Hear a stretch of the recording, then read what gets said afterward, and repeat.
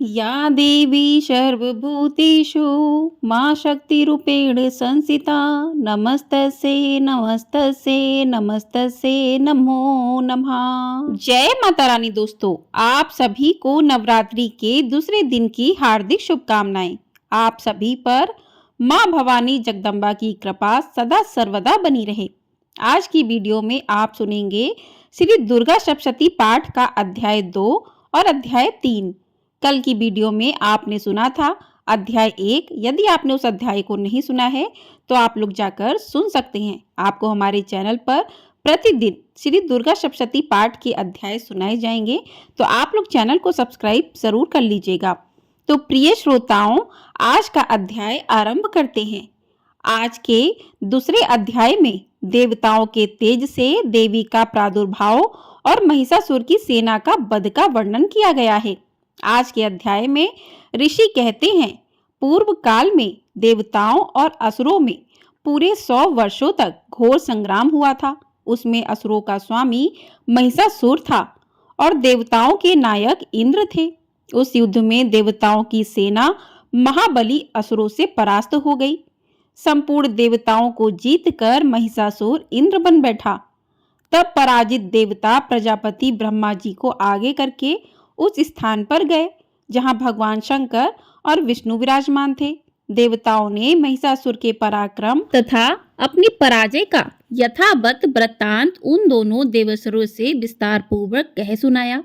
वे बोले, भगवान महिषासुर सूर्य, इंद्र, अग्नि, वायु, चंद्रमा, यम, वरुण तथा अन्य देवताओं के भी अधिकार छीनकर स्वयं ही सबका अधिष्ठाता बना बैठा है। उस दुरात्मा महिषा ने समस्त देवताओं को स्वर्ग से निकाल दिया है। अब मैं मनुष्यों की भांति पृथ्वी पर विचरते हैं। दैत्यों की यह सारी करतूत हमने आप लोगों से कह सुनाई। अब हम आपकी ही शरण में आए हैं। उसके वध का कोई उपाय सोचिए। इस प्रकार देवताओं के वचन सुनकर भगवान विष्णु और शिव ने दैत्यों पर बड़ा क्रोध किया। उनकी भौएं तन गई और मुंह टेढ़ा हो गया। तब अत्यंत कोप में भरे हुए चक्रपाणी श्री विष्णु के मुख से एक महान तेज प्रकट हुआ। इसी प्रकार ब्रह्मा, शंकर तथा इंद्र आदि अन्य देवताओं के शरीर से भी बड़ा भारी तेज निकला। वह सब मिलकर एक हो गया। महान तेज का वह पुंज जाजल्यमान पर्वत सा जान पड़ा। देवताओं ने देखा कि वहां उसकी ज्वालाएं संपूर्ण दिशाओं में व्याप्त हो रही थीं। संपूर्ण देवताओं के शरीर से प्रकट हुए उस तेज की कहीं तुलना नहीं थी। एकत्रित होने पर वह एक नारी के रूप में परिणत हो गया और अपने प्रकाश से तीनों लोकों में व्याप्त जान पड़ा। भगवान शंकर का जो तेज था उससे उस देवी का मुख प्रकट हुआ। यमराज के तेज से उसके सिर में बाल निकल आए। श्री विष्णु भगवान के तेज से उसकी भुजाएं उत्पन्न हुई। चंद्रमा के तेज से दोनों स्तनों का और इंद्र के तेज से मध्य भाग का प्रादुर्भाव हुआ। वरुण के तेज से जंघा और पिंडली तथा पृथ्वी के तेज से नितंब भाग प्रकट हुआ। ब्रह्मा के तेज से दोनों चरण और सूर्य के तेज से उसकी उंगलियां हुई। वसुओं के तेज से हाथों की उंगलियां और कुबेर के तेज से नासिका प्रकट हुई। उस देवी के दांत प्रजापति के तेज से और तीनों नेत्र अग्नि के तेज से प्रकट हुए थे। उसकी भौएं संध्या के और कान वायु के तेज से उत्पन्न हुए थे। इसी प्रकार अनन्य देवताओं के तेज से भी उस कल्याणमयी देवी का आविर्भाव हुआ। तदंतर समस्त देवताओं के तेज पुंज से प्रकट हुई देवी को देखकर महिषासुर के सताए हुए देवता बहुत प्रसन्न हुए। पिनाकधारी भगवान शंकर ने अपने शूल से एक शूल निकालकर उन्हें दिया। फिर भगवान विष्णु ने भी अपने चक्र से चक्र उत्पन्न करके भगवती को अर्पण किया। वरुण ने भी शंख भेंट किया।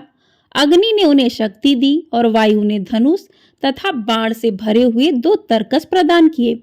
सहस्त्र नेत्रों वाले ये देवराज इंद्र ने अपने वज्र से वज्र उत्पन्न करके दिया और ऐरावत हाथी से उतारकर 1 घंटा भी प्रदान किया।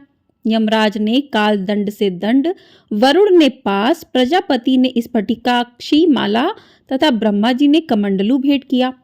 सूर्य ने देवी के समस्त रोप कूपों में अपनी किरणों का तेज भर दिया। काल ने उन्हें चमकती हुई ढाल और तलवार दी। क्षीर समुद्र ने उज्जवल हार तथा कभी जीर्ण न होने वाला 2 दिव्य वस्त्र भेंट किए। साथ ही उन्होंने दिव्य चूड़ामणि, 2 कुंडल, कड़े, उज्जवल अर्धचंद्र, सब बाहुओं के लिए क्यूर, दोनों चरणों के लिए निर्मल नुपुर, गले की सुंदर हंसली और सब उंगलियों में पहनने के लिए रत्नों की बनी अंगूठियां भी दी। विश्वकर्मा ने उन्हें अत्यंत निर्मल परसा भेंट किया। साथ ही अनेक प्रकार के अस्त्र और अभेद कवच दिए। इनके सिवा मस्तक और वक्ष स्थल पर धारण करने के लिए कभी ना कुम्हलाने वाले कमलों की मालाएं दी। जलधि ने उन्हें सुंदर कमल का फूल भेंट किया। हिमालय ने सवारी के लिए सिंह तथा भांति भांति के रत्न समर्पित किए।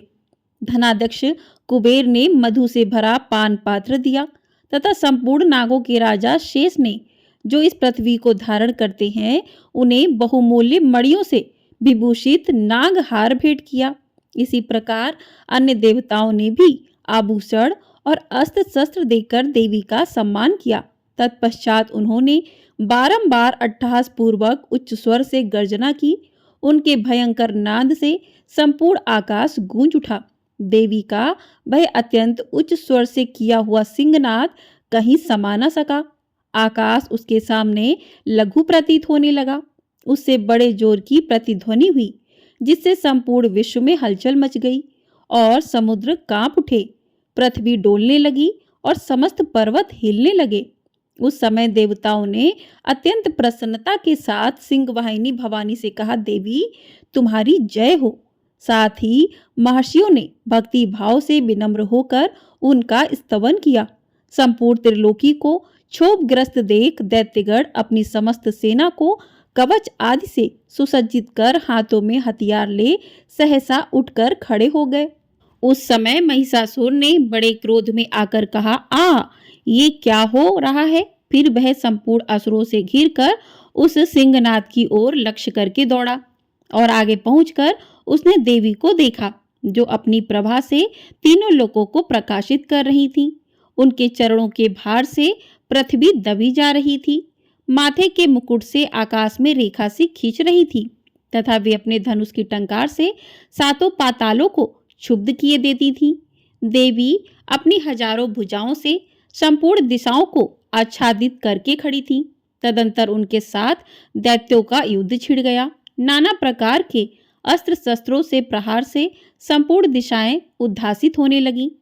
चिक्षुर नामक महान असुर महिषासुर का सेना नायक था। वह देवी के साथ युद्ध करने लगा। अन्य दैत्यों की चतुरंगणी सेना साथ लेकर चामर भी लड़ने लगा।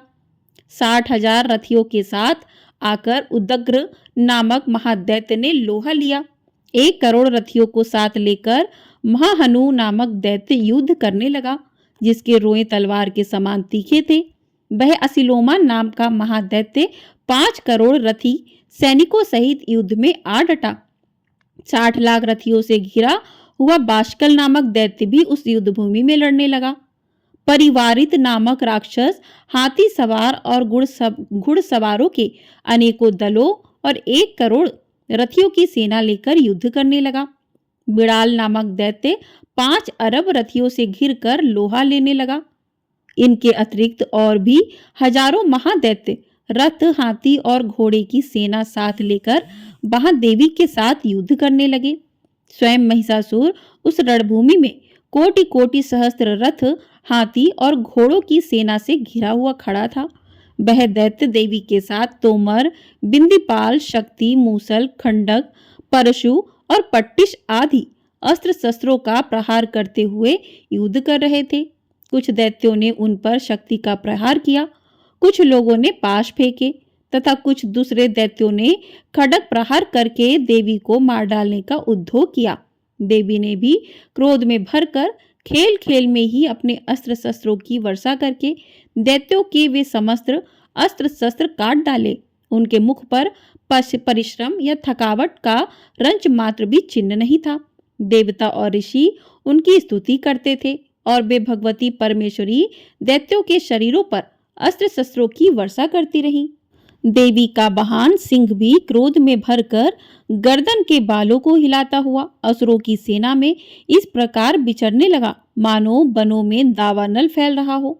रणभूमि में दैत्यों के साथ युद्ध करती हुई अंबिका देवी ने जितने निश्वास छोड़े वह सभी तत्काल सैकड़ों हजारों गढ़ों के रूप में प्रकट हो गए और परशु, बिंदीपाल, खड़ग तथा पट्टिश आदि अस्त्रों द्वारा असुरों का सामना करने लगे।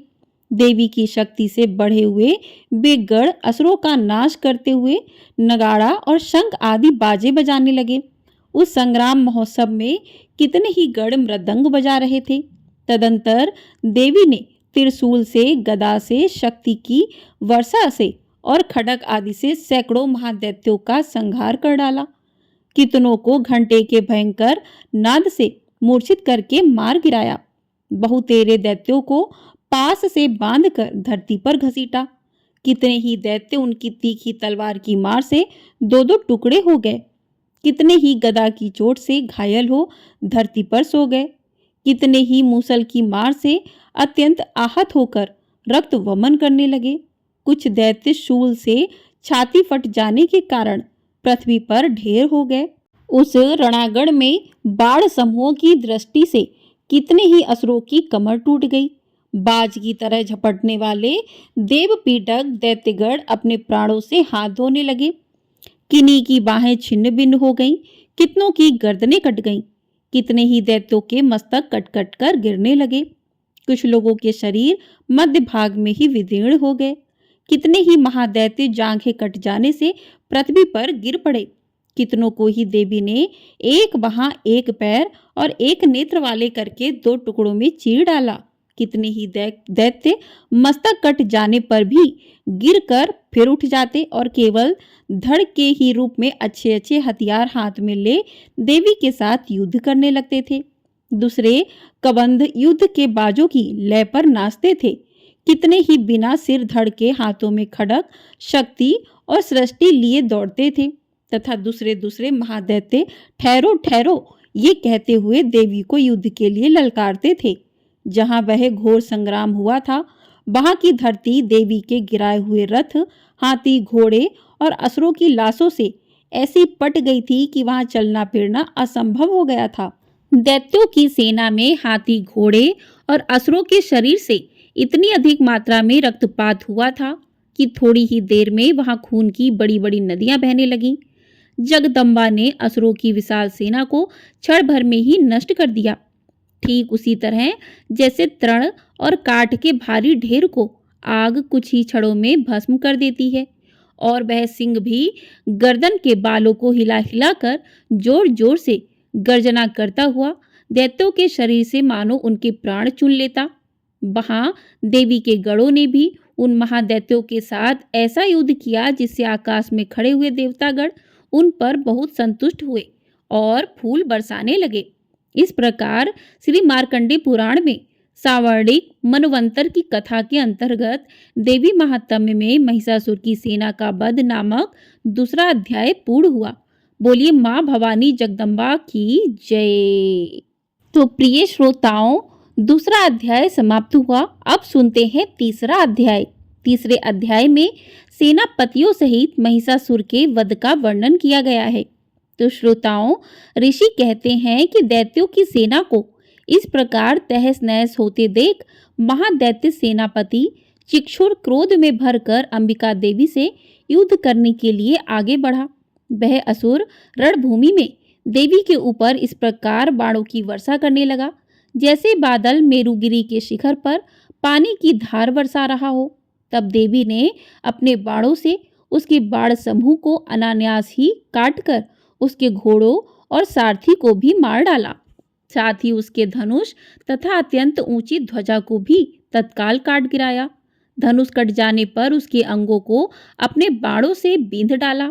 धनुष, रथ, घोड़े और सारथी के नष्ट हो जाने पर वह असुर ढाल और तलवार लेकर देवी की ओर दौड़ा।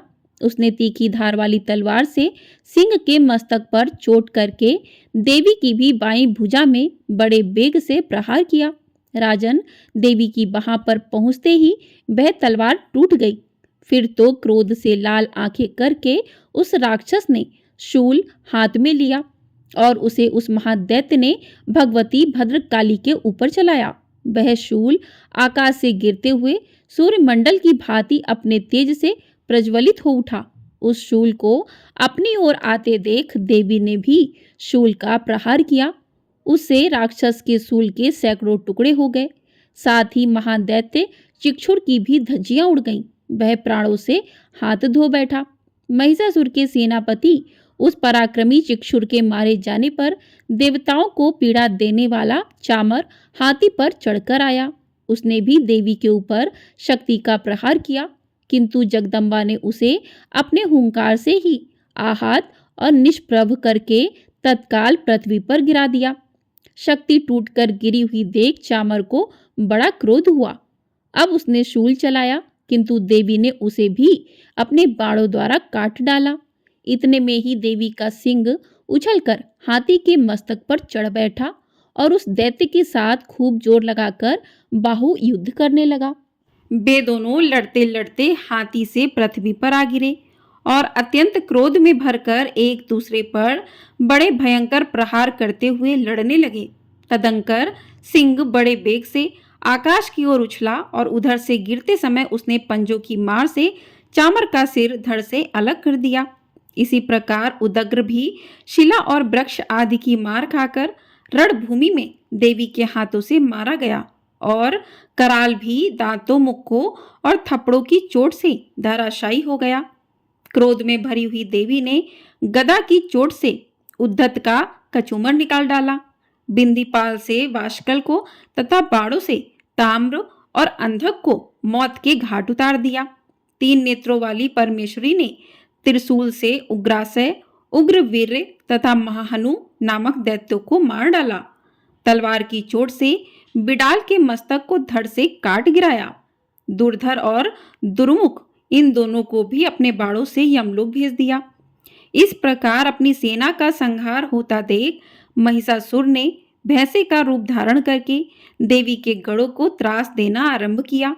किन्हीं को थूतन से मारकर, किन्हीं के ऊपर खुरों का प्रहार करके, किन्हीं किन्हीं को पूंछ से चोट पहुंचाकर, कुछ को सींगों से विदीर्ण करके, कुछ गढ़ों को बेग से, किन्हीं को सिंहनाद से, कुछ को चक्कर देकर और कितनों को निश्वास वायु के झोंक से धराशायी कर दिया। इस प्रकार गढ़ों की सेना को गिराकर वह असुर महादेवी के सिंह को मारने के लिए झपटा। इससे जगदम्बा को बड़ा क्रोध हुआ। उधर महापराक्रमी महिषासुर भी क्रोध में भरकर धरती को खुरों से खोदने लगा तथा अपने सींग से ऊंचे ऊंचे पर्वतों को उठाकर फेंकने लगा और गरजने लगा। उसके वेग से चक्कर देने के कारण पृथ्वी क्षुब्ध होकर फटने लगी। उसकी पूंछ से टकराकर समुद्र सब ओर से धरती को डुबोने लगा। हिलते हुए सींगों के आघात से विदीर्ण होकर बादलों के टुकड़े टुकड़े हो गए। उसके श्वास की प्रचंड वायु के वेग से उड़े हुए सैकड़ों पर्वत आकाश में गिरने लगे। इस प्रकार क्रोध में भरे हुए उस महादैत्य को अपनी ओर आते देख चंडिका ने उसका वध करने के लिए महान क्रोध किया। उन्होंने पाश फेंककर उस महान असुर को बांध दिया। उस महासंग्राम में बंध जाने पर उसने भैंसे का रूप त्याग दिया और तत्काल सिंह के रूप में वह प्रकट हो गया। उस अवस्था में जगदम्बा ज्यों ही उसका मस्तक काटने के लिए उद्यत हुई, त्यों ही वह खड्गधारी पुरुष के रूप में दिखाई देने लगा। तब देवी ने तुरंत ही बाणों की वर्षा करके ढाल और तलवार के साथ उस पुरुष को भी बांध डाला। इतने में ही वह महान गजराज के रूप में परिणत हो गया तथा अपनी सूंड से देवी के विशाल सिंह को खींचने और गर्जने लगा। खींचते समय देवी ने तलवार से उसकी सूंड काट डाली। तब उस महादैत्य ने पुनः भैंसे का शरीर धारण कर लिया और पहले की ही भांति चराचर प्राणियों सहित तीनों लोगों को व्याकुल करने लगा। तब क्रोध में भरी हुई जगन्माता चंडिका बारंबार उत्तम मधु का पान करके और लाल आंखें करके हंसने लगी। उधर वह बल और पराक्रम के मद से उन्मत्त हुआ राक्षस गरजने लगा और अपने सींग से चंडी के ऊपर पर्वतों को फेंकने लगा। उस समय देवी अपने बाणों के समूह से उसके फेंके हुए पर्वतों को चूर्ण करती हुई बोली, बोलते समय उनका मुख मधु के मद से लाल हो रहा था और बाणी लड़खड़ा रही थी। देवी ने कहा, ओ मूढ़, मैं जब तक मधु पीती हूँ तब तक तू क्षणभर के लिए खूब गरज ले। मेरे हाथों से यही तेरी मृत्यु हो जाने पर अब शीघ्र ही देवता भी गर्जना करेंगे। ऋषि कहते हैं कि यूं कहकर देवी उछली और उस महादैत्य के ऊपर चढ़ गईं। फिर अपने पैर से उसे दबाकर उन्होंने शूल से उसके कंठ में आघात किया। उनके पैर से दबा होने पर भी महिषासुर अपने मुख से दूसरे रूप में बाहर होने लगा। अभी आधे शरीर से ही वह बाहर निकलने पाया था कि देवी ने अपने प्रभाव से उसे रोक दिया। आधा निकला होने पर भी वह महादैत्य देवी से युद्ध करने लगा। तब देवी ने बहुत बड़ी तलवार से उसका मस्तक काट गिराया। फिर तो हाहाकार करती हुई दैत्यों की सारी सेना भाग गई तथा संपूर्ण देवता अत्यंत प्रसन्न हो गए। देवताओं ने दिव्य महर्षियों के साथ दुर्गा देवी का स्तवन किया। गंधर्वराज गाने गाने लगे तथा अप्सराएं नृत्य करने लगी। इस प्रकार से श्री मार्कंडेय पुराण में सावर्णिक मनवंतर की कथा के अंतर्गत देवी महात्म्य में महिषासुर वध नामक तीसरा अध्याय पूर्ण हुआ। प्रेम से बोलिए माँ भवानी जगदम्बा की जय। प्रेम से बोलिए नमो माता की जय। तो इस प्रकार से आज की वीडियो में श्री दुर्गा सप्तशती पाठ का दूसरा और तीसरा अध्याय पूर्ण हुआ। कल की वीडियो में आप सुनेंगे श्री दुर्गा सप्तशती पाठ का अध्याय 4। तो आपने चैनल को सब्सक्राइब नहीं किया है तो चैनल को जल्दी से सब्सक्राइब कर लीजिए, जिससे आपको हमारी आने वाली वीडियो का नोटिफिकेशन प्राप्त हो सकेगा और आगे जो भी वीडियो आएंगी सभी की जानकारी आपको हमारे चैनल पर दी जाएगी। हमारे चैनल पर नवरात्रि के 9 दिनों की अलग अलग कथाएं प्रतिदिन सुनाई जा रही हैं। तो आप लोग उन कथाओं को सुनना चाहते हैं तो चैनल को सब्सक्राइब कर लें। सारी कथाएं आपको चैनल पर मिल जाएंगी, तो आप लोग वहां से जाकर कथाओं को सुन सकते हैं। और ये वीडियो पसंद आई हो तो कमेंट बॉक्स में जय माता दी अवश्य लिखिएगा। माँ भवानी जगदम्बा की जय।